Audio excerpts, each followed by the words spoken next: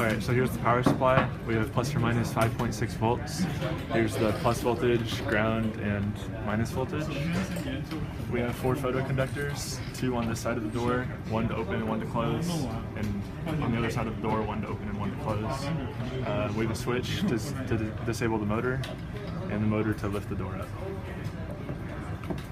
Okay, so when we try to drive into the garage, we drive the car to the open position and the door will open. And then when we drive past the door, we drive to the closed position and then the door will close. And when we're trying to leave the garage, drive to the open position inside the garage. Yep. And the door will open again. And we're trying to leave, after we leave the garage, we drive to the closed position and the door closes.